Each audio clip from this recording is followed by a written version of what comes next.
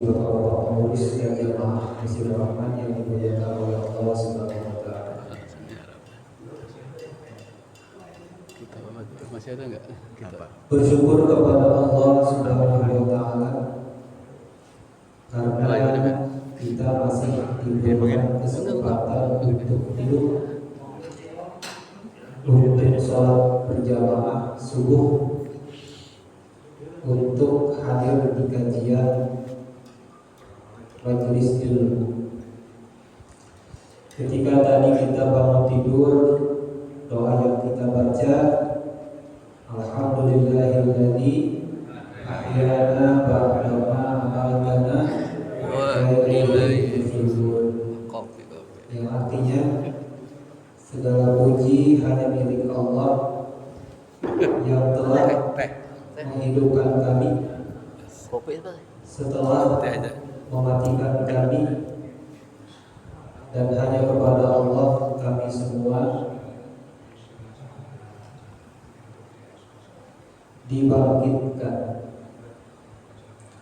Kita seolah-olah baru dibangkitkan dari kematian, tapi bedanya kalau orang yang sudah mati menunggu hari kebangkitan, kalau kita setelah dibangkitkan dari kematian kita tadi malam, kita sedang menunggu hari-hari penuh ujian. Salah satu ujian yang saat ini kita hadapi adalah rasa ngantuk setelah sholat subuh. Orang yang tertidur setelah sholat subuh seolah-olah dia mati setelah dibangkitkan. Udah dibangkitkan mati lagi, itu seolah-olah. Makanya Nabi SAW melarang umatnya tidur lagi setelah sholat subuh.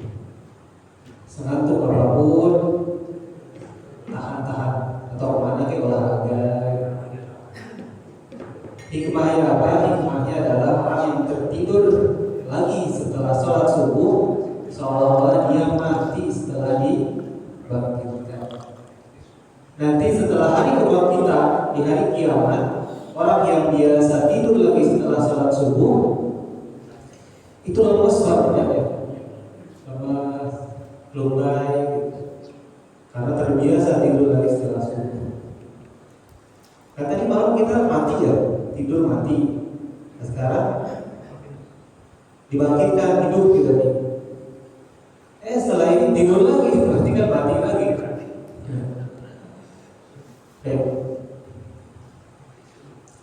Bapak yang dirahmati oleh Allah Subhanahu wa taala, pada kesempatan kali ini kita akan mengkaji kitab Al-Adhkar. Artinya kitab yang di dalamnya termuat zikir-zikir, kalimat-kalimat zikir, kalimat-kalimat mengingat Allah Subhanahu wa taala.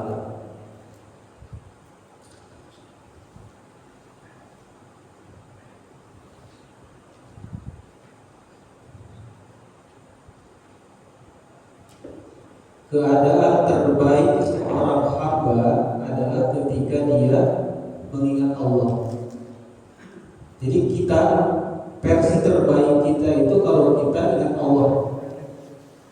Kalau kita ingat Allah, kita punya harta banyak, rumah mewah, kendaraan ada, tapi kalau kita ingat Allah, nah di situ tuh keadaan terbaik.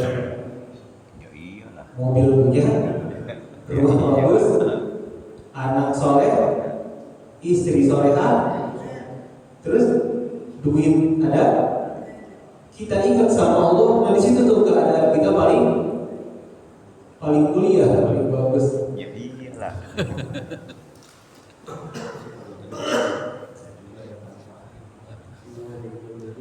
Nah, puncak tertinggi zikrullah, puncak tertinggi kita mengingat Allah adalah ketika sholat. Ketika sholat. Sholat mengajarkan kita supaya kita setelah sholat itu selalu mengingat Allah. Keluar masjid, ingat Allah. Di jalan, ingat Allah. Di rumah ingat Allah, lagi kerja ingat Allah. Dalam setiap keadaan kita ingat Allah. Karena disitulah keadaan terbaik kita ketika kita selalu mengingat Allah Subhanahu wa taala.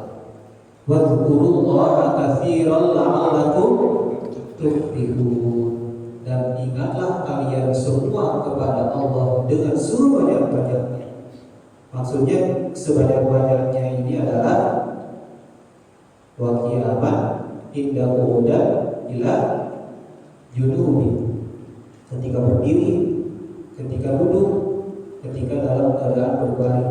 Kalau kita masih sadar otak kita, ingatlah kepada Allah Subhanahu wa taala. Karena kalau kita tidak ingat kepada Allah, berarti kita rugi, Pak.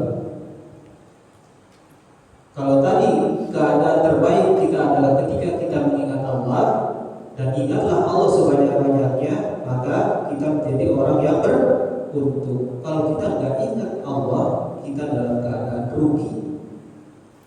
Meskipun duit nggak punya, motor nggak ada, rumah kontrak, kadang tunggang, tapi kalau kita nggak ingat Allah, rugi juga kita. Parah.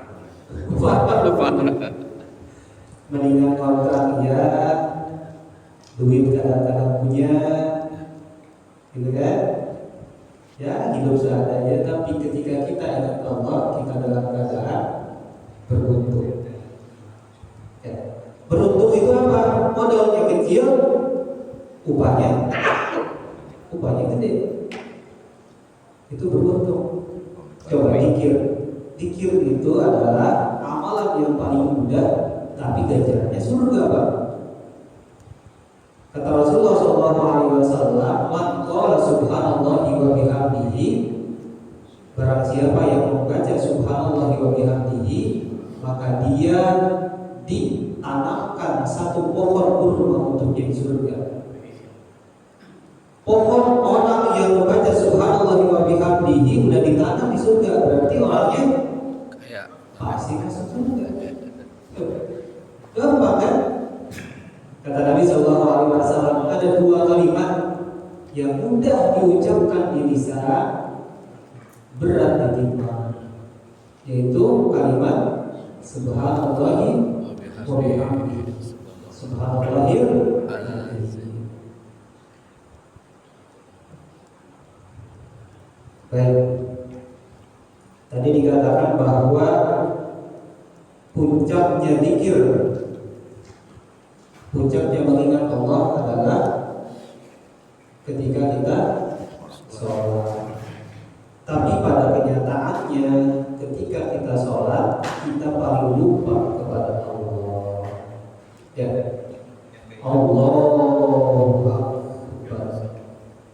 Allahu Akbar kabir, walhamdulillahi katsira, subhanallah wa asyiya. Ingat duit 50.000 di mana? 50.000 dari mana ya? Di atas meja atau di bawah TV? Alhamdulillah, Bismillahirrahmanirrahim.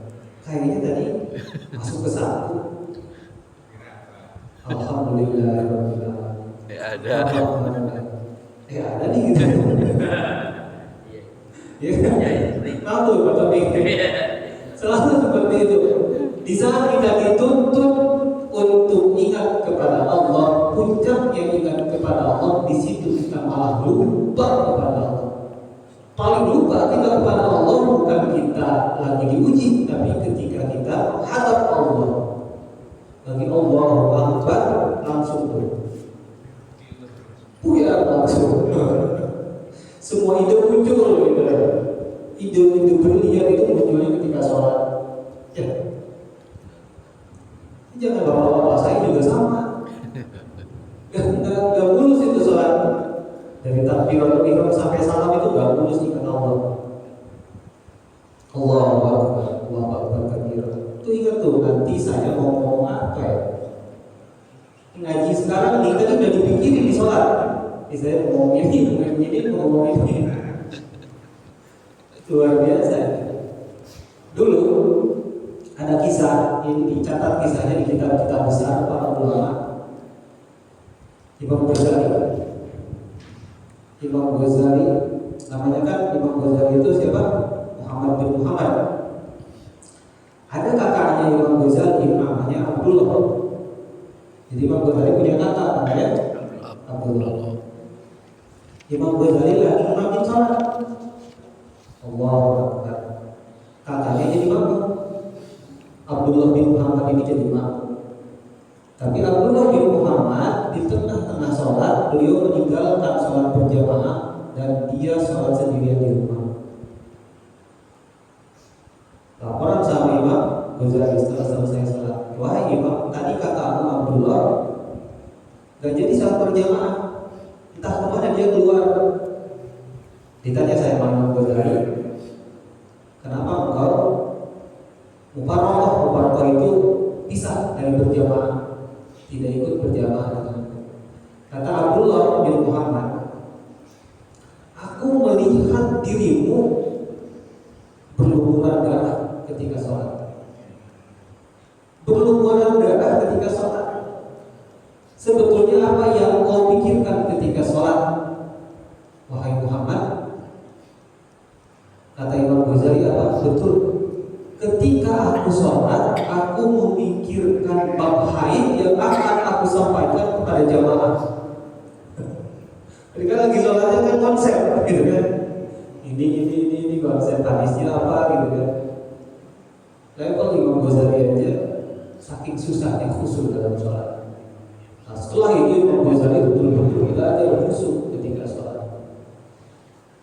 Sholat khusyuk itu Pak, sebetulnya pemberian dari Allah, karunia dari Allah. Kalau kita dikasih khusyuk ketika sholat, itu enak sholat. Enak sholat Pak. Ketika ruku dikasih khusyuknya ketika ruku, itu enak rukunya Pak. Aduh luar biasa. Ini tidak, nggak khusyuk lagi gitu ya. Lupa. Sujud, udah 14 kesalahan. Dikasih khusyuknya ketika ruku doang. Tapi itu pun luar biasa pemberian dari Allah ketika kita dikasih khusyuk dalam sholat. Nah sekarang Bapak yang dimuliakan Allah Subhanahu Wa Taala, kita belajar sama-sama gimana sih caranya supaya khusyuk dalam sholat. Pak Hasan bisa khusyuk, Pak Bin Mudas bisa khusyuk, dan karena khusyuk itu dipancing oleh keseriusan kita ketika akan sholat itu sendiri. Jadi akan sholat kita serius gak nih menghadap Allah. Kalau serius menghadap Allah, maka kita nanti dikasih khusyuk. Jadi menurut Hamka, Buya Hamka, khusyuk itu ibarat kita nyari gelombang radio. Kalau zaman Buya Hamka kan radio itu masih diputar ya, bukan tombol diputar. Dicari itu, dipas-pasin frekuensinya. Nyium, kosok, tok, jernih kan? Nah, pasnya itu ketika kita pas juga dikasih ketenangan atau kekhusyuan kita ketika kita sholat. Hening gitu, yang diingat cuma Allah Subhanahu Wa Taala. Nah itu intinya ketika kita sholat, yang diingat hanya Allah. Jadi kalau orang bingung, gimana sih khusyuk itu? Ya ketika sholat ingatnya cuma sama Allah, bukan sama yang lain.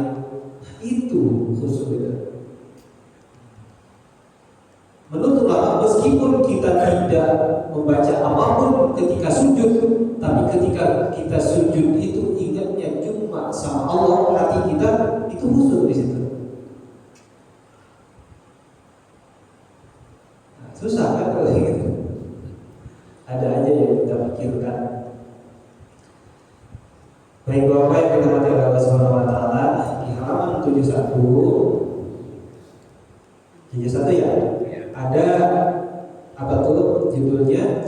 Takbiratul Ihram. Takbiratul Ihram. Nah di situ kita mulai belajar khusyuk. Bagaimana sih caranya supaya kita khusyuk? Baik, dibaca dulu, mohon diperhatikan. Takbiratul Ihram. Takbiratul Ihram. Ketahuilah sholat itu tidak sah kecuali dengan takbiratul Ihram, baik sholat wajib maupun nafilah atau sunnah.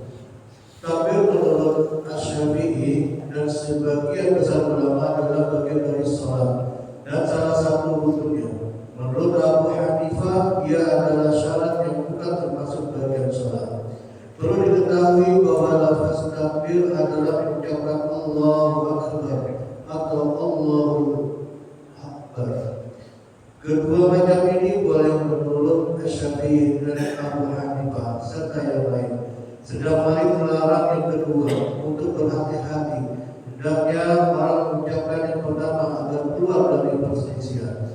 Tidak boleh takbir tanpa kedua lafaz itu. Andai kata mengucapkan Allahu Akbar, Allahu Musta'an, Allahu Akbar, Azu atau Adalu dan sebagainya, menurut Syafi'i dan sebagian besar ulama tidak sah sholatnya.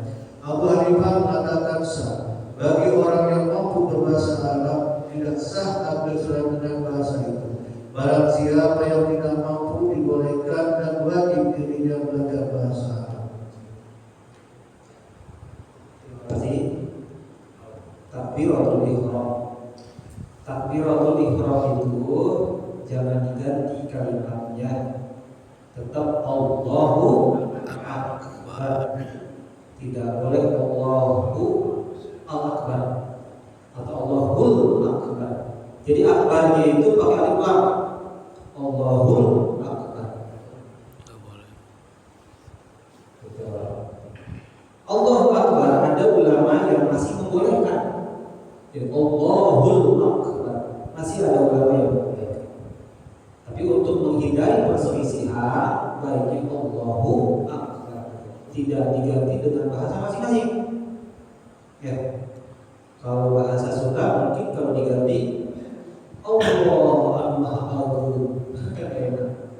atau diganti dengan bahasa Betawi Allah gede banget atau digantinya dengan sifat Allah yang lain yang ada dalam Asmaul Husna, Allahul Alim, Allahul Adon, apa lagi? Tetap Allahu Akbar. Dan dalam pengucapan Allahu Akbar tidak ada yang panjang kecuali lamnya lafaz Allah. Ya. Coba disimak. Ketika kita takbiratul ihram tidak boleh memanjangkan bacaan Allahu Akbar kecuali lamnya lafaz Allah. Berarti Allahu Akbar. Ya, jangan Allahu Akbar atau Allahu Akbar. Yang panjang cuma lamnya doang. Allahu Akbar. Iya. Dan jangan ada jeda antara lafaz Allah hukmnya sama akarnya. Allahu Akbar. Ya. Nah itu cara membaca takbiratul ihram. Jadi takbiratul ihram ini adalah rukun sholat. Bapak nggak baca takbiratul ihram ketika hendak sholat, sah sholatnya. Jadi Allahu Akbar ini adalah rukun qauli yang wajib kita baca, wajib kita sendiri mendengar apa yang kita baca itu. Ya, kita sendiri harus mendengarnya, Pak. Ya. Kita sendiri harus mendengar bahasa Arab. Minimal kita sendiri yang mendengar ucapan kita itu. Allahu Akbar. Wajib tuh, rukun. Tanpa itu tidak sah salatnya. Ya. Karena rukun salat ada 17. Dari 17 ini ada 5 rukun yang qauli. Rukun qauli itu wajib diucapkan. Wajib lisan kita mengucapkan dan kita sendiri mendengar ucapan kita. Wajib itu. Rukun qauli ini rukun ucapan. Pertama, takbiratul ihram harus terdengar oleh diri kita sendiri minimal. Allahu Akbar. Kedua, lafaz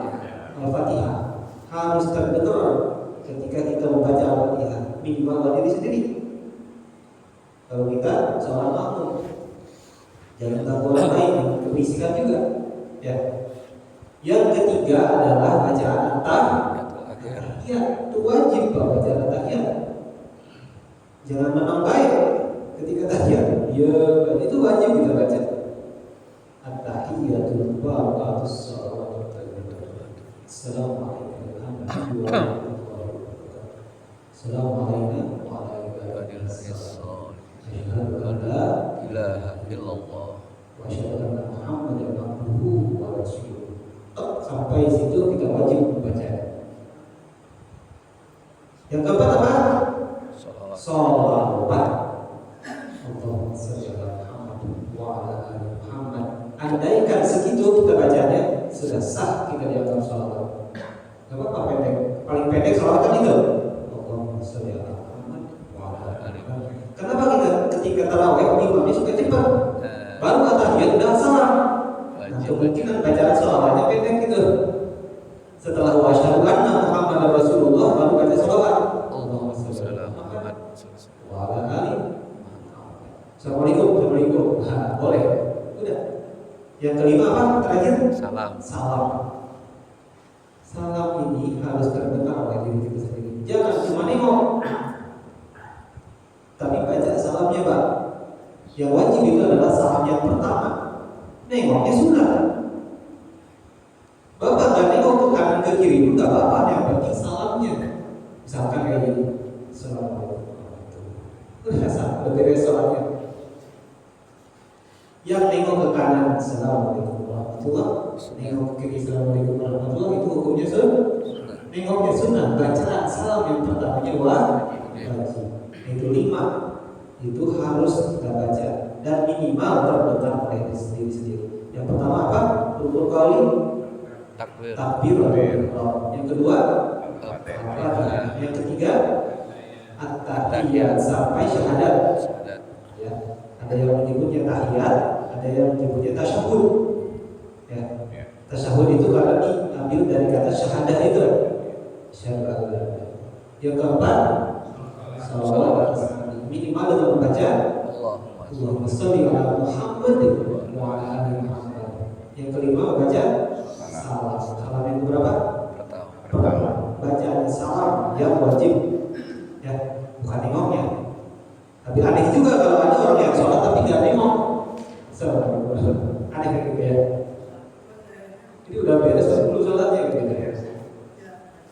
Ya. Baik, Bapak yang dirahmati oleh Allah Subhanahu wa taala, itu mah udah khatam ngaji masalah takbiratul ihram sampai salam itu udah khatam kita. Yang masih kita pelajari saat ini adalah bagaimana supaya bacaan-bacaan itu meresap dalam hati kita. Nah, itu yang lagi kita pelajari sekarang. Takbiratul ihram udah jago, Fatihah udah hafal semua. Salam pasti salah. Bacaan-bacaan tadi supaya meresap di dalam diri kita itu bagaimana? Itu yang susah, Pak. Itu yang susah. Baik. Judulnya kita sekarang lagi itu supaya kita bisa khusyuk ketika sholat.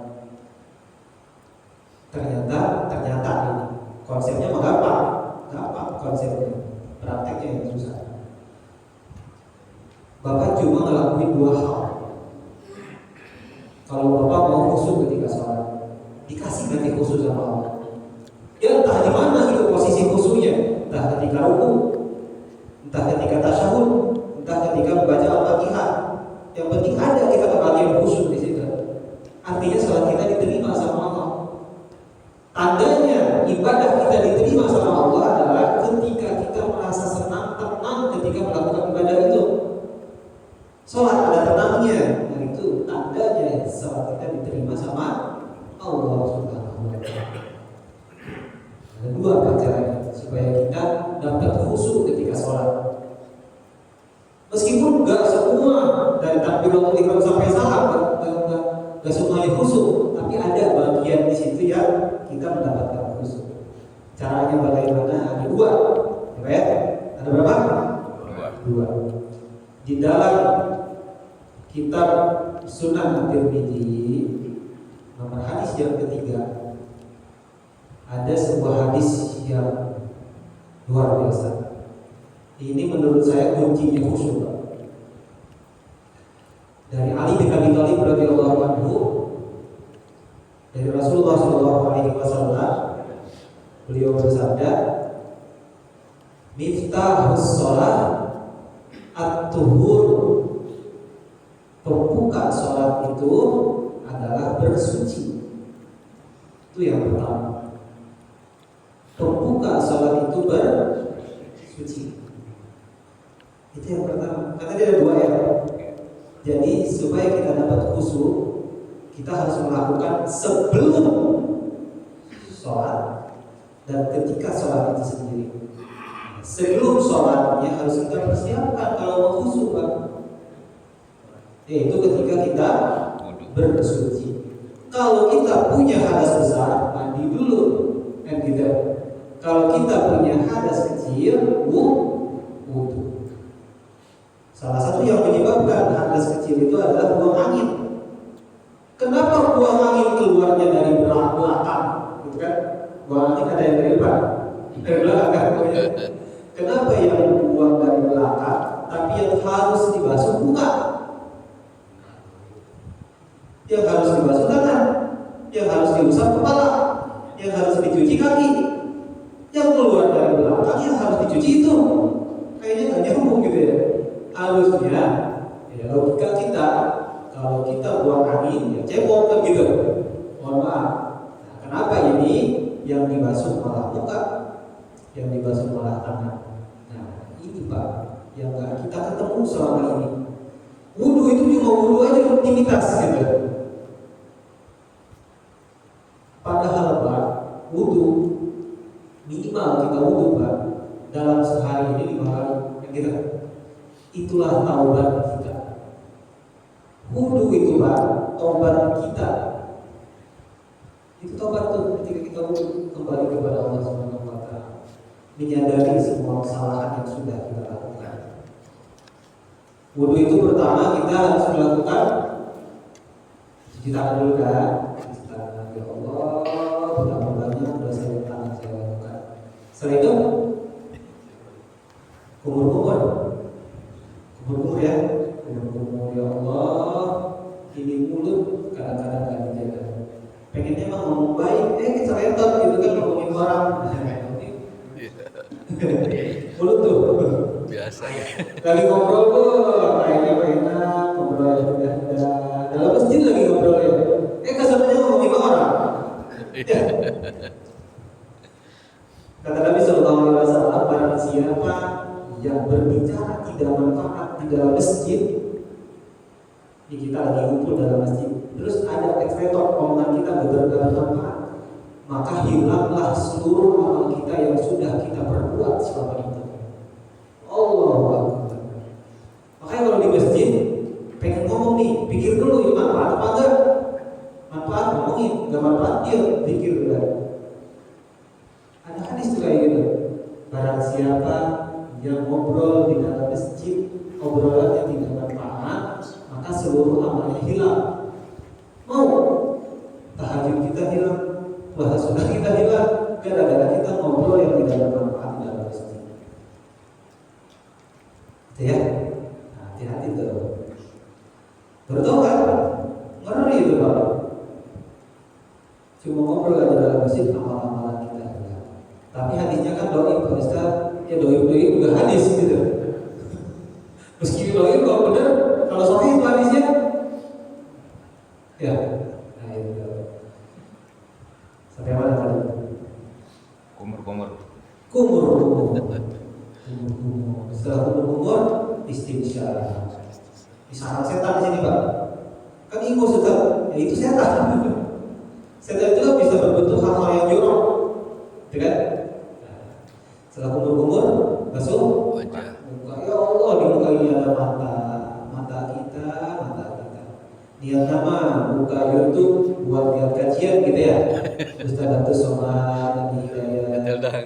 Tapi kok ada gambar jahe? Tahu jahe apa? Jangan heran. Ditonton lain kan mata tuh Pak.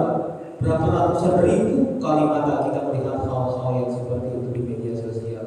Mata basuh basuh muka ketika kita wudhu untuk membersihkan itu semua. Kata Nabi Shallallahu Alaihi Wasallam, masih diriwayatkan ini, ketika seorang muslim wudhu dan dia membasuh muka, maka setiap dosa yang pernah dilakukan yang ada di muka ini, termasuk mata, hidung, mulut, berguguran. Dari mulai tetes pertama sampai tetes terakhir, berguguran dosa kita.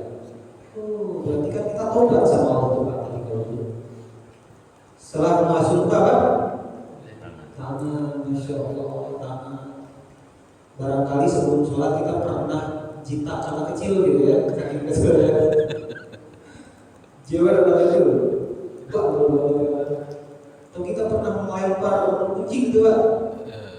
Kucing lewat doang gitu karena gara-gara kucingnya tempo hari pernah nyolong ikan asin gitu, masih ingat dendam ikan ini kucingnya nih. Ya Allah, ya Allah, tangan gitu tuh Pak. Tobati tangan kita ketika kita wudhu. Terus sampai situ tuh kita tuh memaknai dulu tangan kiri 3 kali. Setelah itu mengusap kepala. Dari kepala kita ini berapa juta ide-ide kotor yang keluar dari kepala. Scan nih lagi, udah bilangin, bersihin lagi. Kalau benar kayak gitu fresh Pak, yang tadinya Bapak sakit kepala, kalau belum minum obat masih sakit kepala. Tapi kalau benar enak itu Pak, enteng setidaknya. Ya, kita kan sakit kepala gara-gara banyak pikiran. Masalahnya yang kita pikirkan ya yang jelek-jelek. Coba yang pikirin yang bagus-bagus. Bapak itu sakit kepala karena banyak mikir dunia. Coba kalau mikir akhirat. Gak ada ceritanya gitu ya yang mikir akhirat. Kenapa sakit kepala? Kenapa mikirin akhirat? Jarangnya kayak gitu. Paling mikirin utang, mikirin apa lagi? Mikirin jam belas di rumah, bikin sakit kepala. Anak belum bayar, gitu ya. Ya, kita itu sakit kepala gara-gara mikirin dunia. Udah, sama wudhu aja tetap hilang sebenarnya. Gaskan lagi lah kepalanya, dibersihkan lagi. Setelah kepala, telinga nih, telinga. Kita udah jaga-jaga telinga supaya nggak dengar yang buruk gitu ya. Mampir ke warung kopi, jadinya dangdut. Gak apa-apa juga masalah itu. Atau ngobrol-ngobrol cerita tetangga lagi ngomongin orang gitu. Penasaran gitu apa sih? Telinga adalah meskipun telinga bukan rukun dari wudhu, tapi disunnah untuk dibasuh beserta kepala kita. Jadi basuh kepala itu Pak, bukan basuh usap ya. Kalau basuh usap air, jadi usap airnya buang dulu. Jari 3 jari ini, ya, 3 ini mau dijin ke sini, balik lagi. Ini jangan dipakai dulu buat telinga nih. Balik lagi ke sini, ini buat telinga nih. Masuk sini, nah ini buat keluar telinga. Jadi nggak usah mal sini. Ya. Yang dipakai buat usap kepala 3 jari ini kelingking, jari manis, jari tengah. Balik. Colok kupingnya di sini nih. Yang pakai jari telunjuk, terus pakai jempol luarnya. Tak perlu kayak kita akan balik lagi gitu kalau kayak gitu. Bersih kuping kita. Itu hikmahnya. Apa hikmahnya adalah kita membersihkan dosa-dosa yang ditimbulkan dari pendengaran, dari telinga kita. Setelah telinga kita basuh kaki, ya kan? Kadang kita suka nyasarnya sengaja lagi. Pengennya sih ke masjid. belok. Pengennya mau ke masjid juga, masjid juhur. Kita kan kalau kita sholat kayak gitu sebelum juhur kita udah ke masjid tuh. Belok dulu, malah dulu. Akhirnya sholatnya nggak jadi.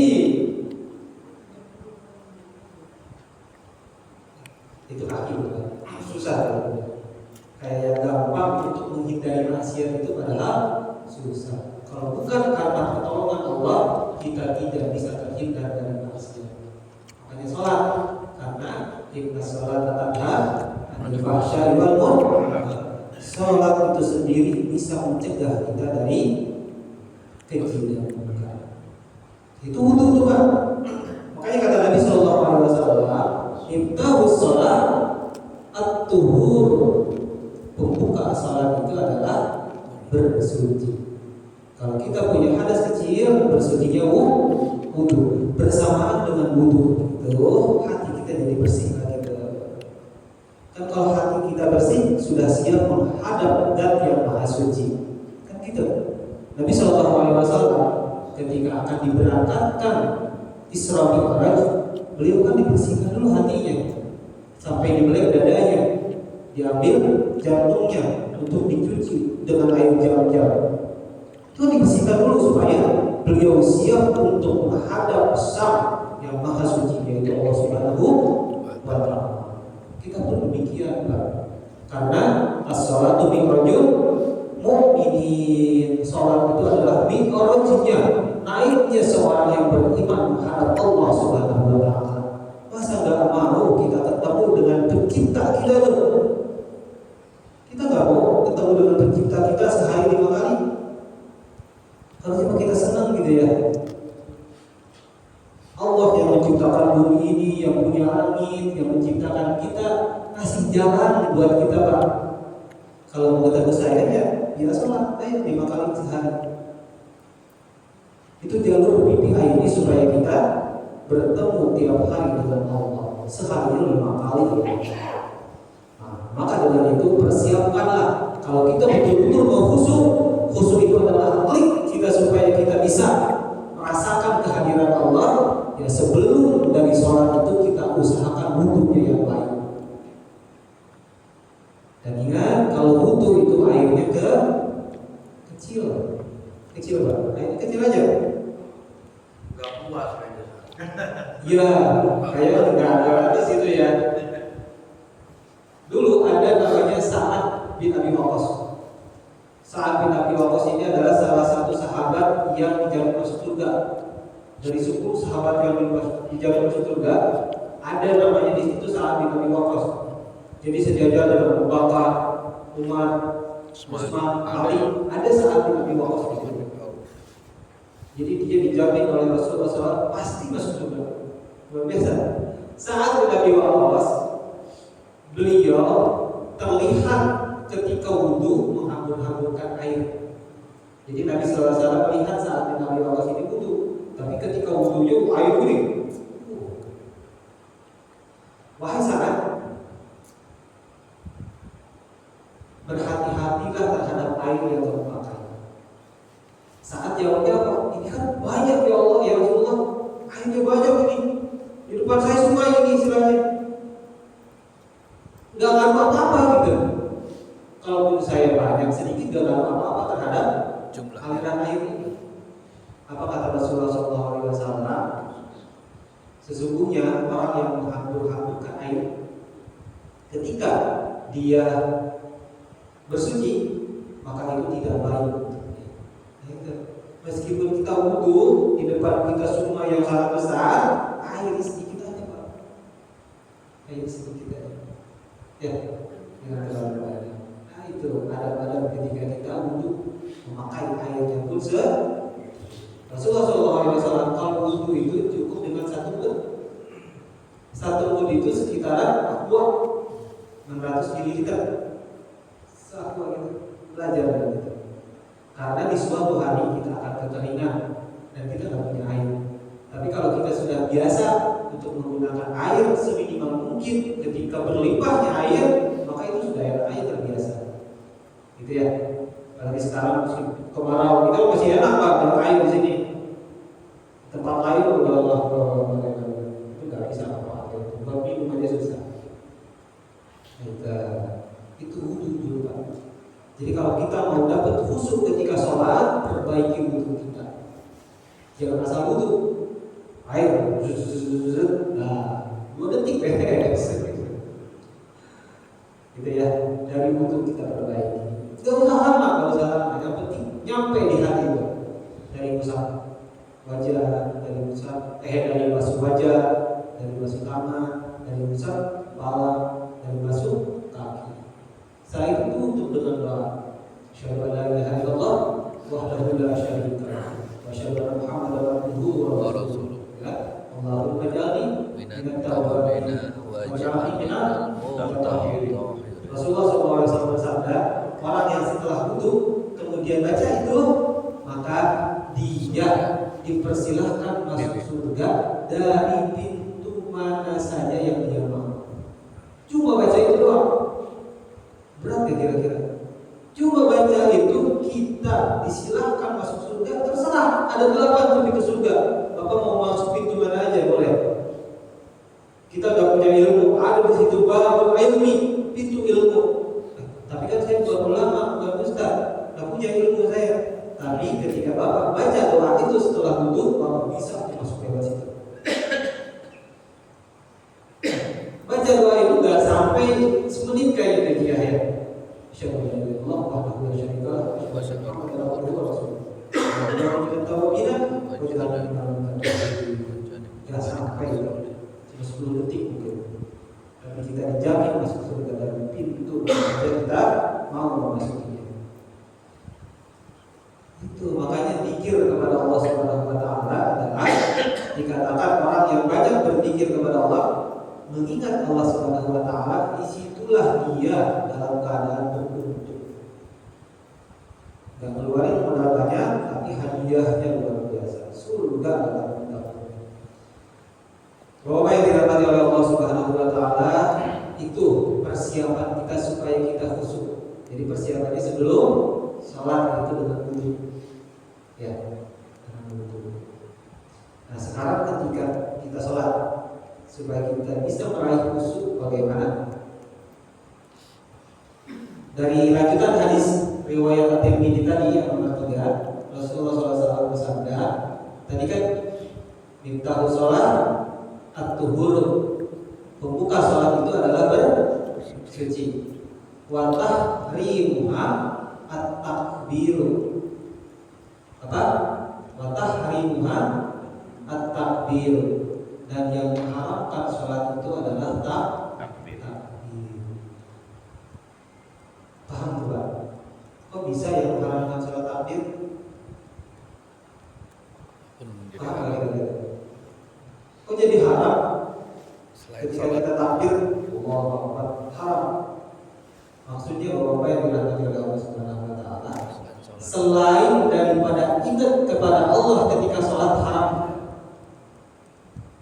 ingat kerjaan ketika sholat haram, ingat ilmu ketika sholat haram, ingat apa lagi? Ingat sedekah ketika kita sholat haram. Yang harus kita ingat ketika sholat adalah Allah. Di situ. Makanya kata-katanya itu adalah Allahu Akbar. Apa artinya? Allah Maha Besar. Kalau Allah yang Maha Besar, berarti yang lain masalah kita kecil. Ya. Utang kita kecil. Kerjaan kita kecil. Apalagi? Rumah kita kecil. Emang benar kecil. Apalagi? Duit kita kecil. Itu Pak. Jadi ketika takbiratul ihram itu semuanya kecil, yang besar adalah Allah yang sedang kita hadapi. Allahu Akbar, Allah Maha Besar, yang lain kecil. Nah, di situ udah mulai tetap di situ di hati Pak. Udah nggak usah mikirin apa-apa lagi. Bahkan kalau kita masih belajar dalam satu bacaan, terus kita praktekkan dalam sholat, itu jangan dulu lah kalau belum belajar kan, karena gak khusyuk. Kalau bukan lagi belajar, misalkan nih, kan kalau di takbiratul ihram setelah itu baca doa iftitah. Ada yang kita belajar satu doa iftitah, misalkan Allahumma ba'id baini wa baina khatayaya kama ba'adta bainal masyriqi wal maghrib. Allahumma nakhini min khatayaya kama yunaqas thawbul abyadu minad dalam sholat. Jangan dulu lah kalau belum baca, cari dulu di luar sholat, hafalin dulu di luar kepala. Kalau udah hafal baru kita baca ketika sholat. Karena kalau kita baca ketika sholat itu nggak dapat tuh khusyuknya.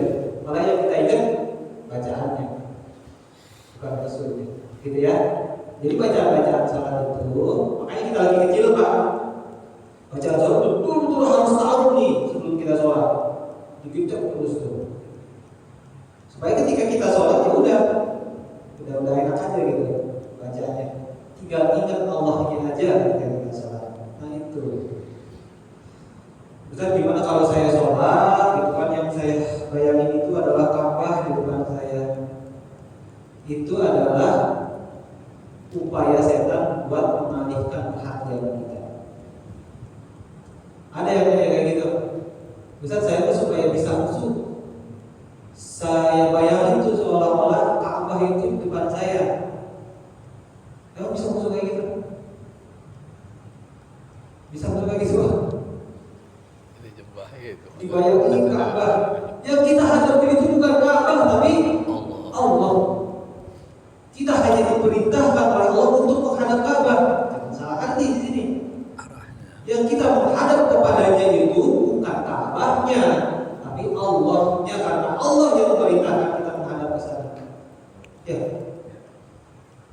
Kalau Allah yang memerintahkan menghadap kita ke Menara Eiffel, ya kita ke sana menghadapnya karena Allah yang nyuruh. Kan gitu ya? Ini masalahnya siapa yang nyuruhnya? Yang nyuruhnya Allah, suruhnya menghadap ke Ka'bah, udah beres. Jangan dibayangin Ka'bahnya ketika sholat. Yang dibayangin adalah kebesaran Allah Subhanahu wa Ta'ala. Insya Allah Pak, di situ belajar kayak gitu, insya Allah dapat tuh lumayan khusyuknya 10% lah. Udah gede 10%. Ya, rakaat pertama kita khusyuk, 3 rakaat berikutnya belas. Tahu-tahu udah beres sholat gitu ya. Kadang pertengahan sholat kita lupa itu rakaat berapa ya. Jadi imam sujud lama banget gitu. Ternyata dia mikir gitu Pak, berapa sih gitu. Suka gitu ya. Imam lama banget dulu. Ternyata lagi mikir dia. Ini 3 atau 4? Mau 3 atau 4? Malu sama jamaah gitu. Nah gitu Pak. Jadi titik terendah kita itu sebetulnya Pak 4 rakaat sholat. Ya, tapi serupa-rupanya kita rakaat sholat yang masih mulia gitu. Karena memang ada Nabi SAW pernah lupa untuk memberikan pengajaran kepada kita. Kalau lupa kita harusnya gimana sih? Baik Bapak yang dirahmati Allah Subhanahu wa Ta'ala, tadi Nabi Muhammad SAW bersabda apa? Watahrimuha at-takbir. Yang mengharapkan sholat itu adalah ketika kita takbir. Udah pas kita takbir Pak, makanya takbir itu harus serius. Pertama kita menghadap kiblat tuh, udah dipastikan kita menghadap kiblat, barulah kita. Saya ini mau sholat dulu sebagai imam. Fardu sholat dulu, bukan kodok, tapi ada kita. Allah apalagi aja dulu dia benar. Sampai dalam hati itu dibayar Allah Maha Besar, yang lain kecil. Udah pikiran-pikiran yang tadi kan udah dihilangin dari wudhu tadi. Kita wudhu itu supaya menghilangkan dunianya dulu kan. Pas kita takbiratul ihram itu hilang insyaallah sedikit-sedikit dunia yang kita pikirkan. Urusan RT hilang dulu sementara tidak sholat. Kan pusing banyak di RT. Lumayan ya, banyak masalah beliau di rumah. Tapi gak dibawa ke masjid. Ketika takbiratul ihram itu disimpan dulu tuh. Yang lain kecil, yang besar adalah Allah. Yang sedang saya hadapi ini adalah Allah yang Maha Besar. Terus baca Allahu akbar kabir, walhamdulillahi katsir, subhanallahi bukratan wa asila. Baca Al-Fatihah, a'udzu billahi minasyaitonir rajim. Takut dulu Pak, di rakaat pertama kalau bisa. Setelah baca kita, aku berlindung kepada Allah dari gangguan setan yang Bismillahirrahmanirrahim. Dengan menyebut nama Allah yang Maha Kuasa. Alhamdulillahirabbil alamin. Segala puji hanya milik Allah, Rabb semesta alam, Ar-Rahmanir Rahim, yang Maha Pengasih, yang Maha Penyayang, Malik Yaumiddin,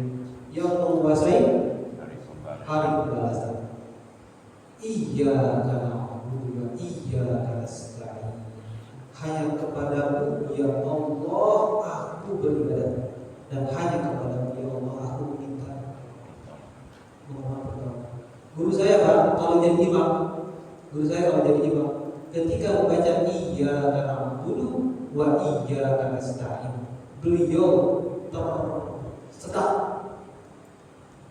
tersedak itu gimana? Saking gak kuat, nangis beliau di situ. Iyyaka na'budu wa iyyaka. Saya praktekin, gak bisa tuh. Bisa nangis ketika iyyaka na'budu wa iyyaka nasta'in. Hanya kepada Allah kami minta, dan hanya kepada Allah kami meminta pertolongan. Setelah itu ihdinas siratal mustaqim, tunjukilah kami.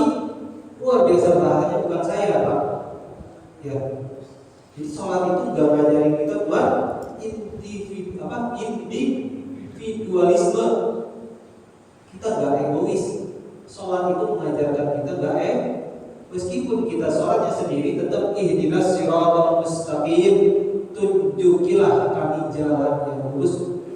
Bayangin itu kami itu saya, kami itu bapak saya, kami itu ibu saya, kami itu saudara saya, kami itu istri saya, kami itu anak-anak saya, kami itu adalah semua orang yang ada di sini sholat bersama saya, dan kami itu adalah orang-orang yang beserta kami saat ini sholat. Bayangin, ihdinas siratal mustaqim, Allah tunjuki kami semua jalan yang lurus. Siratal ladzina an'amta 'alaihim, yaitu jalannya orang-orang yang diberikan nikmat, yang kau telah beri nikmat kepada mereka. Ghairil maghdubi 'alaihim waladdallin, bukan orang-orang yang engkau murkai dan engkau yang mereka memilih jalan untuk sesat. Begitu ya. Itu luar biasa. Dari setiap ayat itu Allah Subhanahu wa taala menjawabnya.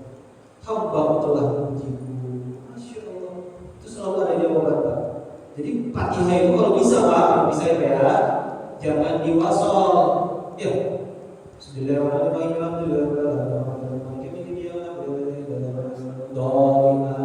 Jangan diwasol. Karena setiap ayat itu ada jawaban dari Allah. Kalau kita diwasol bacanya, gimana jawaban dari Allah itu? Ya, alhamdulillahirabbil alamin. Kata Allah, hamdani abdi, hamba telah memujiku. Ar-Rahmanir Rahim, hamba telah mengagungkanku. Maliki yaumiddin, hamba telah menyanjungku. Begitu. Iyyaka na'budu wa iyyaka nasta'in. Nah, disinilah bagian antara aku dan hambaku. Untuk hambaku sesuai apa yang dia minta. Aku minta apa aja, kata Allah kayak gitu. Nah, makanya baca Fatihah itu betul-betul. Fatihah dulu deh, jangan yang lain. Gitu ya. Nah, itu. Insya Allah kalau kita takbiratul ihram, apa namanya? Takbiratul ihramnya betul, nggak kesananya enak. Menafikan sesuatu selain Allah di situ, mengecilkan sesuatu selain Allah di situ. Allah yang maha besar, segala sesuatu selain Allah itu kecil. Yakinkan itu dalam hati ketika kita takbiratul ihram. Nah, kita lagi bahas takbiratul ihram dulu sekarang, supaya kita bisa enak salat kita. Ya, karena ketika kita sholat hanya yang kita pikirkan, hanya yang kita renungkan, hanya yang kita ingat itu adalah Allah, udah enak sholat kita. Gitu ya. Makanya kalau kita belum bisa baca sholat, Fatihah pun belum bisa, maka boleh diganti dengan bacaan Subhanallahi walhamdulillah wala ilaha illallah wallahu akbar. Kan gitu. Aduh, gak bisa nih Fatihah, kita baru malam gitu. Atau udah lama banget gak sholat, lupa Fatihah gitu. Baca lagi itu gak apa-apa. Baik, Bapak yang kita oleh Allah Subhanahu wa taala, nampaknya sudah selesai secara waktu yang kita pakai untuk hari ini. Sudah hampir 1 jam. Mohon maaf apabila kelamaan. Kalau ada pertanyaan silakan, kalau tidak ada kita tutup. Ya. Baik. Waalaikumsalam warahmatullahi wabarakatuh. Setelah kita habis takbir,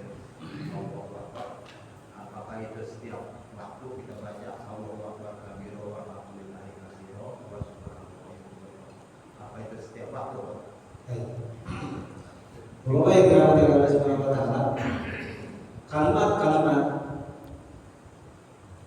doa istiftah itu kan istiftah ya, atau iftitah atau istiftah. Itu sebetulnya kalimat-kalimat itu ditemukan oleh sahabat ketika Nabi Shallallahu Alaihi Wasallam sholat tahajud. Inni wajjahtu wajhiya lilladzi fatara as-samawati wal arda hanifan musliman wa ma ana minal musyrikin. Terus la syarika lahu inna sholati wa nusuki wa mahyaya wa mamati. Itu ketika Nabi sallallahu alaihi wasallam sedang tahajud. Yang pertama itu. Terus ada bacaan yang pendek, Allahu akbar kabira walhamdulillahi katsira subhanallahi bukratan wa asila. Sampai situ. Itu bacaan sahabat ketika Nabi Shallallahu Alaihi Wasallam diam sejenak sebelum membaca Al-Fatihah. Jadi ketika Nabi takbir Allahu Akbar, diam sejenak berarti kan diperkirakan Nabi baca istiftah yang sangat pendek di situ. Nah, bacaannya adalah Allahumma ba'id baini wa baina khataaya. Terus ada di belakang itu ada sahabat yang membaca Allahu Akbar kabira walhamdulillahi katsira subhanallahi bukratan wa asila. Setelah selesai sholat, Nabi SAW nengok ke belakang. Siapa tadi yang membaca Allahu Akbar kabira walhamdulillahi katsira subhanallahi bukratan wa asila? Ada sahabat yang mengaku, saya wahai Rasulullah, ketahuilah dengan bacaan itu malaikat duduk untuk mencatatnya sampai 40.000 malaikat ingin mencatat bacaan itu. Ibnu Umar sampai berkata, setelah aku mendengar sabda Nabi sallallahu alaihi wasallam, maka aku tidak pernah absen untuk membaca itu di setiap sholat, gitu ya, baik sholat sunnah maupun sholat wajib. Itu riwayatnya gitu dulu ya. Baik. Untuk kita sekarang, di sholat sehari-hari kita, kalau kita sholatnya tahajud, usahakan baca doa istiftah. Kalau tahajud. Baik. Kalau kita sholatnya sunnah, model qobliyah, ba'diyah, jangan itu bukan terlarang, bukan, karena kepanjangan, khawatir nggak nyampe. Ya, baca Al-Fatihah aja langsung, gitu kan? Seringkas mungkin, apalagi di tahiyatul masjid. Kalau kita lagi sholatnya berjamaahnya model maghrib, isya, subuh, ketika imam baca Fatihah, kita masih ada jeda untuk membaca itu. Tapi diusahakan sesingkat mungkin, karena mendengarkan bacaan imam lebih utama. Ya, gitu kan? Mendengarkan bacaan Al-Fatihah imam itu lebih utama daripada bacaan kita. Kalau kita berjamaah maghrib bisa subuh, gitu kan? Kalau kita sholatnya berjamaah zuhur asar, yang silent mode, yang gak ada suaranya, kita biasanya sudah tahu imam nih, ini imamnya biasanya agak lama nih berdirinya. Kira-kira kita sempatlah baca itu, maka baca itu. Tapi kalau imam-imamnya yang model agak cepat sedikit, ekspres, gitu ya. Kira-kira kalau kita baca itu nggak perlu baca Fatihah, jangan baca Fatihah saja karena rukun, gitu ya. Nah, itu kita punya pilihan di situ, kondisional, gitu ya Pak. Kalau sholat tahajud usahakan baca, sholat sunat nggak usah dibaca. Ketika sholat maghrib isya subuh baca tapi ringkas. Nah, ketika zuhur asar lihat imamnya dulu. Kalau panjang sekira-kira keburu baca itu. Kalau enggak cukup Fatihah. Ya, disesuaikan dengan imam. Imamnya siapa? Pak Topik. Cepat imam. Ya kan? Lu ikhtiar aja udah ruku bisa. Ikhtiar sudah ruku. Iya. Maka dalam imam pakai qiraatul imami, qiraat barang siapa yang berimam terhadap seseorang, maka bacaan imam adalah bacaannya dia. Bacaan imam adalah bacaannya makmum. Gitu ya. Nah, gitu. Itu kalau begitu enak ya Pak ya. Jadi kita nggak bingung baca apa enggak. Ya. Gak ada lagi ya? Selesai, pas kurang sedikit. Mohon maaf Bapak-bapak bila salah-salah kata, meskipun dalam sini Allah. Assalamualaikum warahmatullahi wabarakatuh.